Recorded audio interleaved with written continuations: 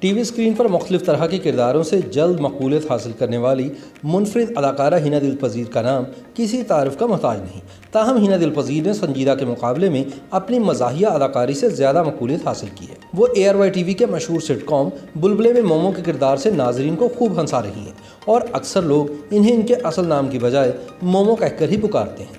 ہینا دل پذیر نے اداکاری کے میدان میں آنے سے قبل کی زندگی کے بارے میں بتایا ہے کہ ان کا اس شعبے میں آنے کا کوئی ارادہ نہیں تھا، مگر قسمت نے ان کا رخ ایکٹنگ کی جانب موڑ دیا۔ ہینا دل پذیر نے بتایا کہ انہوں نے ڈرامہ فیلڈ میں اپنا کام انتہائی ایمانداری سے کرنے کی کوشش کی ہے۔ وہ شوبز میں آنے سے قبل سن 2001 میں دبئی میں رہتے ہوئے ریڈیو پر بھی کام کر چکی ہیں۔ ہینا دل پذیر کا ڈراموں میں آنا محض ایک اتفاق تھا۔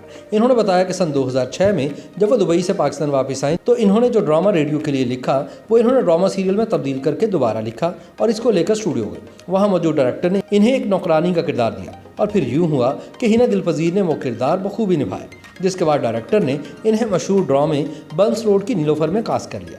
جب ہینا دل پذیر سے سوال کیا گیا کہ اگر آپ اداکاری کے شعبے میں نہ آتی تو پھر کیا کام کرتی، اس پر ہینا کا کہنا تھا کہ اگر میں اداکارہ نہ ہوتی تو ایک ٹیچر ہوتی، کیونکہ مجھے بچوں کو پڑھانے کا بہت شوق ہے۔ ہینا کا کہنا ہے کہ ان کا دل چاہتا ہے کہ پھر سے لکھنا پڑھنا شروع کر دیں۔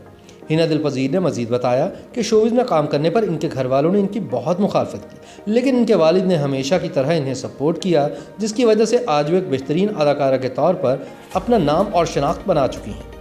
YouTube پر گوگلی نیوز دیکھنے کے لیے youtube.com کی سرچ بار میں گوگلی نیوز TV ٹائپ کریں۔ گوگلی نیوز کے پیج پر سرخ رنگ کے سبسکرپشن والے بٹن پر کلک کرنا نہ بھولیے۔ YouTube پیج پر اپلوڈ ہونے والی ویڈیوز سے باخبر رہنے کے لیے بیل آئیکن پر کلک کیجیے۔ آپ کو ہر نئی ویڈیو کے بارے میں نوٹیفیکیشن موصول ہو جائے گا۔